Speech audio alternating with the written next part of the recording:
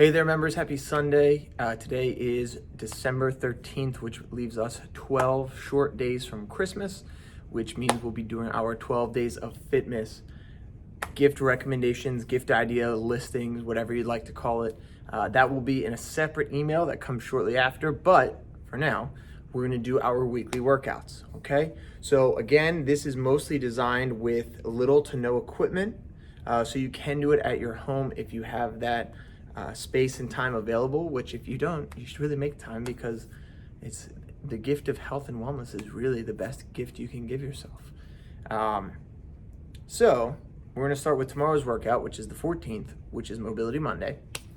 We're going to start off with the world's greatest stretch. So you're going to do a big lunge forward. You're going to drop your hips close to the ground, and then you're just going to open your arm up in a big sweeping motion, the arm that is opposite of the forward leg, okay? So we've done World's Greatest Stretch together. If you need a refresher, feel free to Google it or look at one of the older Mobility Monday videos on the club's YouTube account.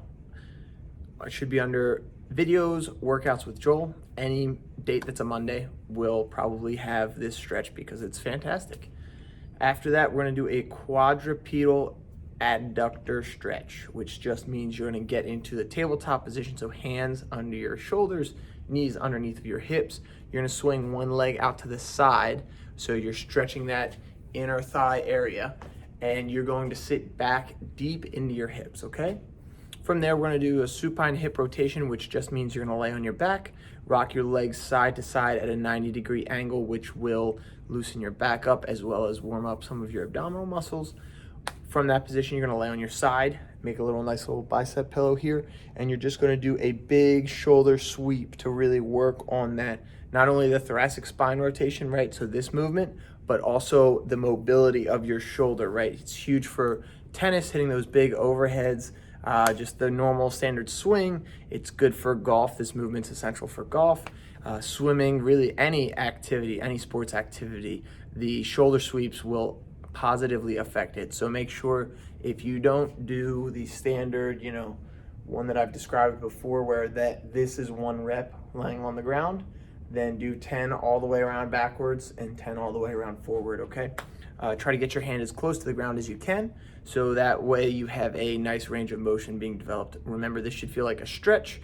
It should not be you holding your breath and straining to get into a certain position, because that is counterintuitive to what we're trying to do with your shoulder, okay? From there, we're gonna finish up with a scapular retraction, or a field goal, okay? A lot of people are familiar with this movement. You're gonna get up against a wall, back to the wall precisely. You're gonna reach up nice and tall, or nice and high. You're going to slide your elbows and hands down the wall, and you're gonna make like a little below a field goal. This is normally a field goal. You're gonna bring those hands all the way down and kind of make a W. The goal is to feel this in your scapula, right? So in your scapular region, your rhomboids and everything down here. This is great for posture, okay? So this is, especially if you've been working from home a lot, if we may be working from home in the future, we don't really know, but this is great to stretch your pecs out, especially if you found yourself like me recently, working in front of a computer a lot, doing a lot of paperwork, things like that, rounding at the shoulders, okay? So make sure you're doing that for your posture. After that, we're gonna go into Tabata Tuesday. Starting off with speed skaters, so quick side-to-side movements, plant one foot, jump off, land on the other foot. As you get better and warmed up, you can jump wider or higher, it's up to you. Change one variable at a time. You're gonna do that for 60 seconds, and then you're gonna hold a lunge in the low position for 20 seconds. We're gonna do 4 rounds of this, so you have 2 rounds on each leg. After that, we're gonna do caterpillars. So you're gonna walk your hands out, tap your shoulders one at a time, walk your hands back in, stand all the way up. That's 1 rep. So you have as many more reps as you can get in 60 seconds of those. After that, you're gonna hold a high plank for 20 seconds in active rest, okay? Finally, we're gonna do some jump squats. So squat nice and low, jump as high as you can explosively for 60 seconds, and then you're gonna do a squat hold for 20 seconds. Finally, we have push-ups for 60 seconds, and then a side plank for 20 seconds, okay? So all of these forms have been explained in prior videos. If you have any questions, reach out to me, joelbaker@philadelphiacc.net. If you wanna make this more of a power workout and less of just I'm moving really fast and my heart rate's super high, you can do fewer reps in the 60-second interval. So that way you can be more explosive and get more movement out of one rep.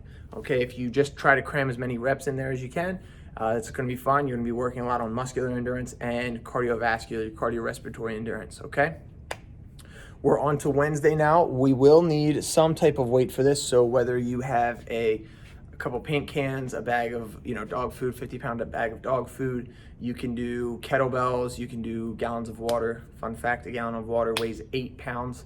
I definitely have brought that up in the earlier stages of quarantine. So we're gonna do overhead press, okay? You're gonna press up, just standard. When you're pressing up, again, you wanna make sure the biceps are in line with the head. You can even add a slight push forward. If you're using a bar, sometimes this can happen. We want you nice and stacked, okay? The weight should be stacked directly, head, shoulders, torso, okay? That will engage your core more and it's safer on your lower back. Okay, so after that, we're gonna do pullovers. You're gonna be laying on your back or a Swiss ball, like the big inflatable balls that are bouncy and you can't really balance on them. You're gonna pull over, so you're gonna reach back, pulling forward with the elbows. You don't wanna do this, right? This is a tricep extension. This is a pullover. Okay, and the reason this is a pullover is because you're using your lats to pull the weight over your face, right? Okay, so after that, we're gonna go into our goblet squats. You're holding the weight up on your chest nice and close. If you have 2 weights, you can hold one in each arm. This is a little bit more of an upper body workout. You're gonna squat. For this set, I'm gonna recommend 8 to 12 reps. If you really want to go for it, go 15 to 20. That's going to be way challenging, but you may find yourself getting some serious muscle growth there. After that, we're going to go into chest press. So we did push-ups yesterday. This is just following up. You're going to lay on your back. You can either do a glute bridge position. You can lay on a bench. I like glute bridge because it engages my core a little bit. And then from there, I'm just going to do the standard bench press with whatever weight you're using, 50-pound bag of dog food, gallons of paint, gallons of water. And then finally, we're ending up with lunges. Okay, so that wraps up Wednesday, which we will now do Thursday, the 17th. So we have torso rotations. This is an ab day. Okay, so we're going to do at least 20 reps per movement here, 3 to 4 rounds. So you're going to do torso rotations. So with your feet up in the air or feet on the ground, you're going to twist side to side, getting that full range of motion in your torso. Finally, after that, you're going to do leg lifts laying on your back. You're going to just lift either one or both legs at a time, keeping your lower back on the ground. From there, you're going to roll over into a quadrupedal position. That quadrupedal position, again, hands underneath your shoulders, knees under the hips. You're going to extend your opposite arm and opposite leg out away from each other while preventing any torso movement or any hip movement. You want to stay nice and still, right? A cue I use here is don't lift your arm and your leg, but instead point them away from each other, right? You're trying to create length in that movement. After the bird dogs, we're going to do alpine mountain climbers unless you have back issues. If you don't have back issues, you're going to bring your right foot to the outside of your right hand and the left leg goes directly behind you. In one smooth motion, you're going to jump, switch your feet, and then have your left foot land outside of your left hand. So right foot, right hand, jump, left foot, left hand, okay? If you need help with this one, again, the internet's a beautiful place where there's tons of information. Alpine mountain climbers will be on there. You can also look up wide stance mountain climbers. They may be under different things. Finally, we're ending with standing oblique crunches. So you're gonna put your earmuffs on. I want you to bring your elbow down as your knee comes up, okay? So think about cracking a pistachio. You could just crack a pistachio by pressing on it with your thumb against the countertop, but probably not as efficient, so you pull from both sides, right? You're going to push, kind of the same. You're going to push from both sides. You're pushing your elbow down and you're pulling your knee up, okay? So that engages that nice long oblique muscle that we have there. And finally, we're on to Friday, the 18th, and that puts us a week away from Christmas. Hark, the herald, angels sing. Anyway, we're gonna do a weighted carry today. You're gonna either carry the weight on your shoulder, by your side, overhead, it's totally up to you. From there, we're gonna do step ups. Again, 4 rounds of this, 12 to 20 reps. We're really amping the reps up this week. We can do step ups. So one foot is up on the box. You're going to pick your toes up of the bottom foot, okay? So if I'm stepping up with my left foot, my right toe, which is currently on the ground, He's gonna come up off the ground. I'm gonna hold it like that the entire time. What this does is it takes the calf muscle out of the movement and puts all that tension on the left leg, which is doing the work, okay? That's what we want. If this is too challenging for you, use a lower step, okay? I really want you to get this down, picking your toe up off the ground. After that, we're gonna do rows, so you can hinge forward at the hips. You can pull the weight towards your torso, around your ab area, okay? Again, you want this motion to be the pull. You want this to be the row. Your elbow comes down and back, okay? Sometimes you'll see people doing this for a row. That's a high row. We're not working on that today. Just a nice low row. You wanna scrape your elbow along the side. And even then you see a slight external rotation in my torso here, right? I could just do this, but instead I'm going this and then getting that little extra contraction at the top of the movement. We're gonna do a push-up to a T next for our second to last exercise. So you're gonna do a standard push-up, whether that's modified or unmodified. You're gonna do a push-up, and then you're going to push your hand further into the ground and reach up with your opposite hand, okay? So you can do this whether you modify it or don't.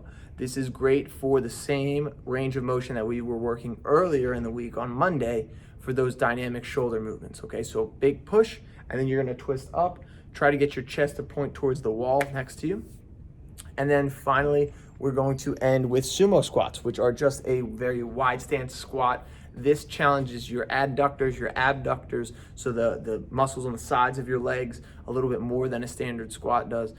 It also will definitely work on your quads and your glutes, your hamstrings. It's a full lower body exercise, especially if you add weight with your upper body. It can add weight there as well. But this is definitely a different way to squat, and I would not be surprised if you have soreness in places you don't normally get sore from your squats, okay? So that's all for this week. If you have any questions, email us here, pccfitness@philadelphiacc.net. We are happy and excited to answer your questions and help you in any way we can, okay? Have a great week, and we'll see you next Sunday. Thanks. Bye.